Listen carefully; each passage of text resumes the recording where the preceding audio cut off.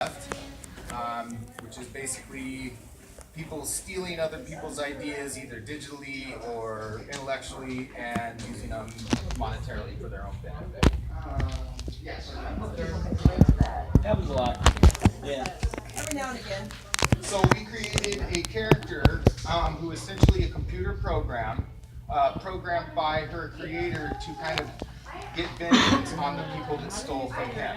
So she is kind of an anti-intellectual property theft program. Her name is Hera, and when Hera, a computer program, finds out she has been betrayed by her creator, she must navigate the real and digital world to find the truth.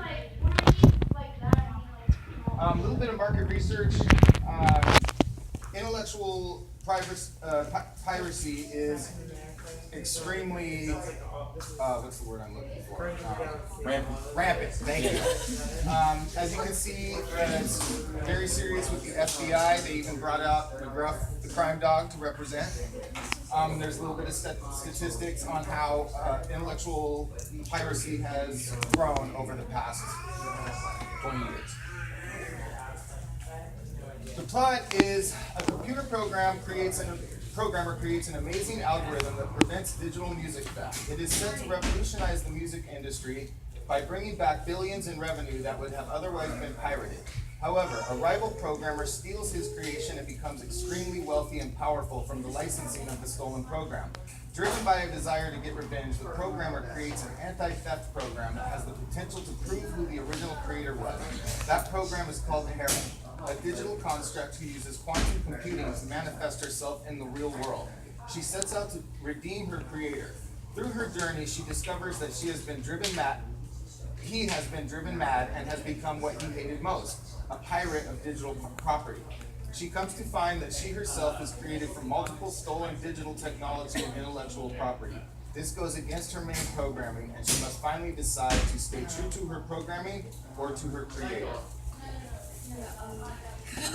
So this is the animatic I made. It's a little like off the plot description because I did get a little too focused into like video games after school in terms of like, because I mean we brought that up in class a little bit.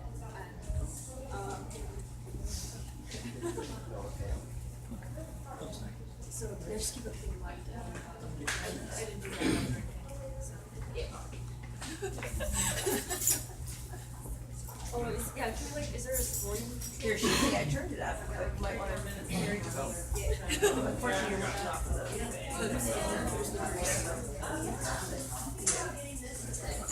Is there a plug-in for the speaker? Oh, just let me. I know. Yes, I like that. That's $30. Yeah, we're not $30. And this is two. Oh, actually three.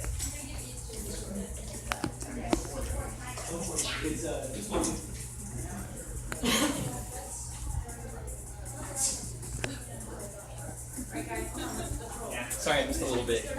Mike, is there a plug-in for a speaker from the TV by any chance? Oh, I don't know about plug-in, no. No? I'm sure. No, it's running on a laptop. You actually need to wire it into the... Yeah, sorry. It's okay. I see we have music, though. It's not that important, like I don't have much any dialogue, so. Yeah. Just makes it more. Yeah. You can't hear it, it's pretty digital and techno sounding, so it fits with the kind of main theme.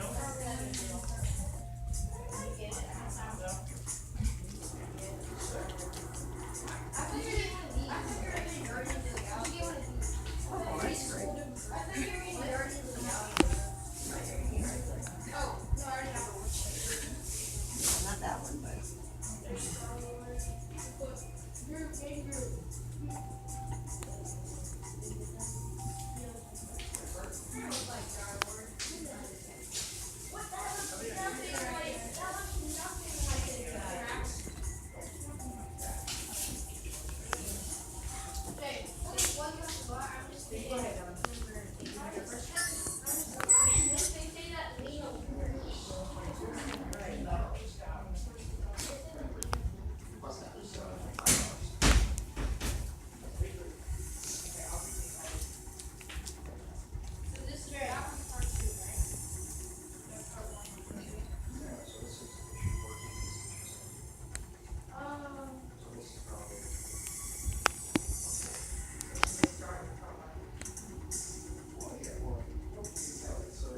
was the symbol?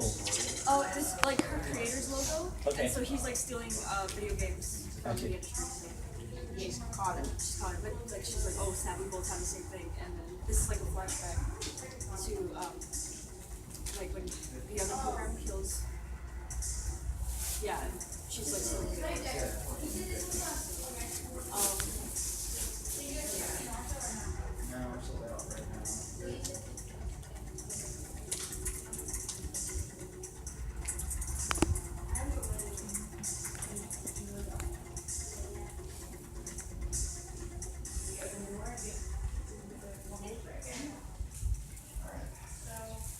He's the creator. Yeah.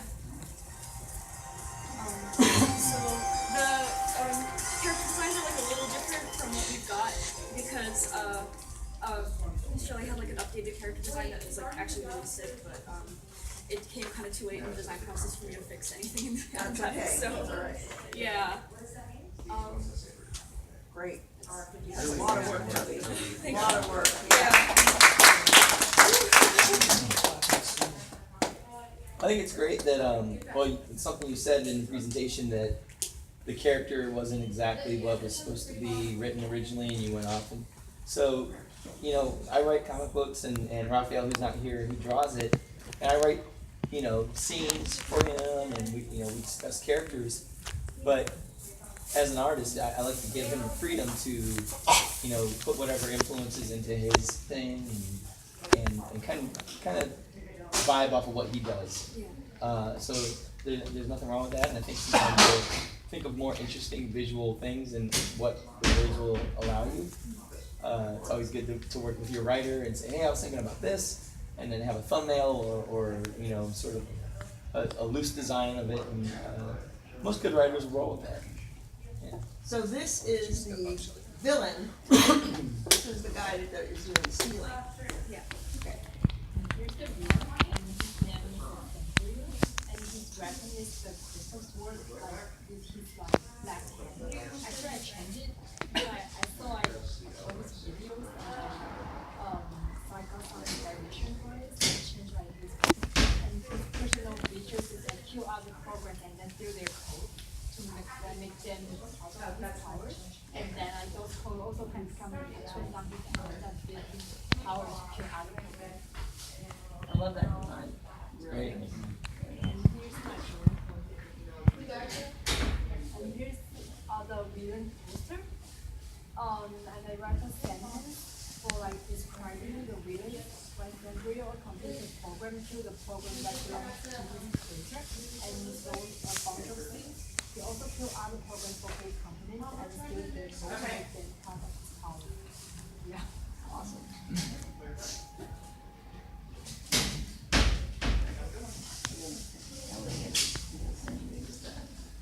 So, Right? yeah, so for my part of it, I designed the initial character and the hero. So here's kind of my initial design, kind of thinking about colors and making it look like she's an actual digital apparition. And then I just finished the sculpt and the paint job today. Whoa, nice.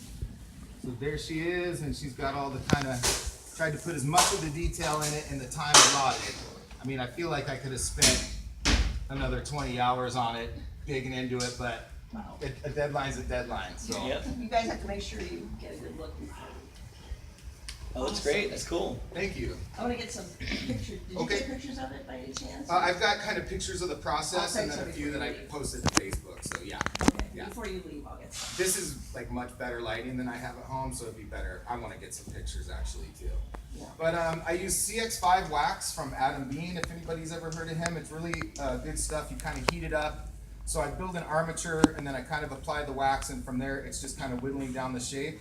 I guess the new thing I did in this sculpture that I haven't done before is I use styrene plastic in combination with the wax to kind of get the waviness of the coat and her hair. Yeah, the hair is awesome. And then I smashed up an old tablet, which was pretty fun, to get like the computer chip stuff and the broken glass in there. That's a real tablet.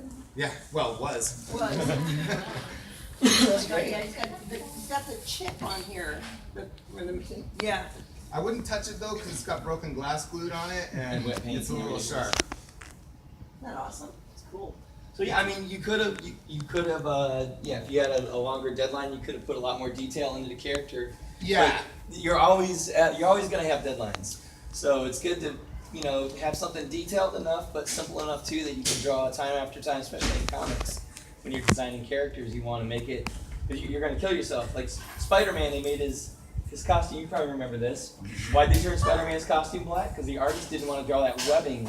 Well, all the time. McFarlane used to get himself And in then- trouble. oh my with God, the yeah. webbing, yeah. Yeah, Like, what am so- I doing? Yeah. So when you're designing your characters, You keep mean that in Spawn mind. or when he was doing Spider-Man? When he was doing Spider-Man, when he'd have those pages that's just an explosion Yeah. of webbing. He'd Even be his there, webbing would laid have out- like yeah, swirls around it. And, real yeah. detailed and but yeah, like I felt like I could have refined some of the, sharpened up the gun angles and stuff to really give it like that professional quality you see on a lot of sculpts. But like you said, it's about getting it all together at a certain date. So Well, Mike's got some pretty nice maquettes back there. Yeah. That looks pretty comparable to a lot of that stuff. thank you. Of course, it's, when you have a whole factory working too, it's Right. a lot easier. Yeah. Yeah. I mean, this is what, in toy business, what they would use, it's referred to as a paint master. Oh, maquette, yeah, they use them in animation Yeah, so that would and go to the vendor and they would have that in front of them and that's what they would be working from. And matching as best they could. I think these guys get an A. I don't know if you give grades in this class. Well, there you go. I'll take it. From Mike Wellman's mouth to God's ears, or any Dana's ears anyway. Real nice. And your posters are just, you guys did a really awesome job. I even like the background design. Yeah, for the- yeah, it's a real tight sort of pitch, I Yeah. would say. Thank you. What do you think about the whole concept of the intellectual property? The idea, well, I was, He's pissed because somebody's stealing his stuff, yet he's in turn. It twists well, him. right, yeah, totally, yeah. Well, I was on Facebook a couple weeks ago, and I'm a fan of this band Faith No More, and there's this I thing love that, Faith No More. yeah, Like pops that. up. Yeah. It says Faith No More fans, and it was an ad for a poster. And I was like, oh man, I need that, so I ordered it because I was afraid I'd never see the ad again. And the poster, I'd forgotten I even ordered it. It was one of those kind of nights. And the poster was just a pixelated, Oh, mess. like blown up reproduction, and I knew the guys that made the original poster, so I told them, and but yeah, I came from Michigan, and So it's black market kind of. it was, oh yeah, I actually have it here. I'll show you guys later if you're interested. Maybe I'll sell it to you. But yeah, so I mean, this stuff is rampant, and Yeah. it's I think it happens. And I Yeah. think So for much. us as artists especially, it's like super important, so.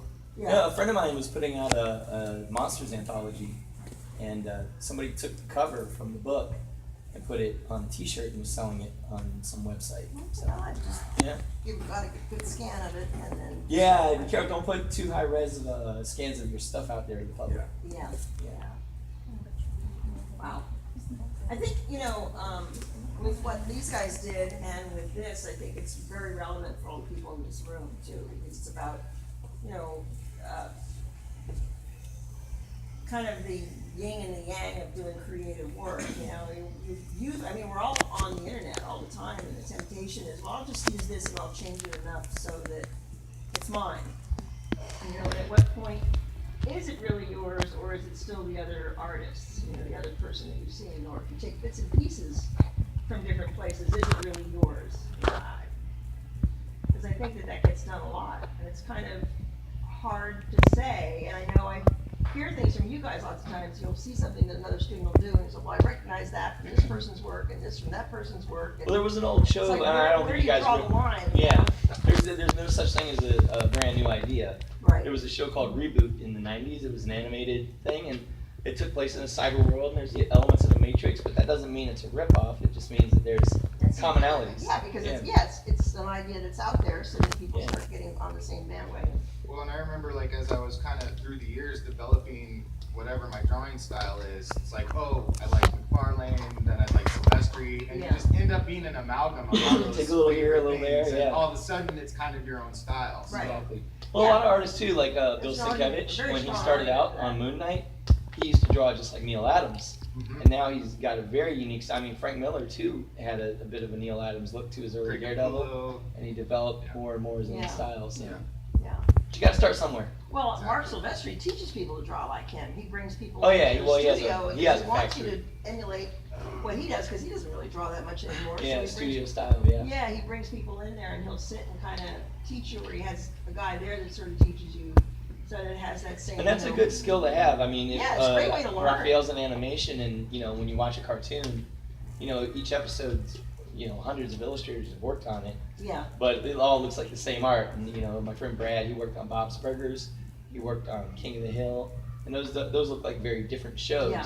And he has to work in that style, so it's good as an artist to learn that ability to work under a certain style. you know, So- that's kind of a good question to ask all of you guys. At what point, you know, there used to be somebody that taught here, and he didn't think it was a problem to give students work to trace, and then use that to kind of modify it and turn it in. He would take this program called Poser. Have you all heard of Poser? Yeah, remember Poser? Oh, hey there, you snuck in, you devil, you. He would Sorry. give students poses out of that and then have them trace on top of that and draw their own characters and then put that in their portfolios. I'm not gonna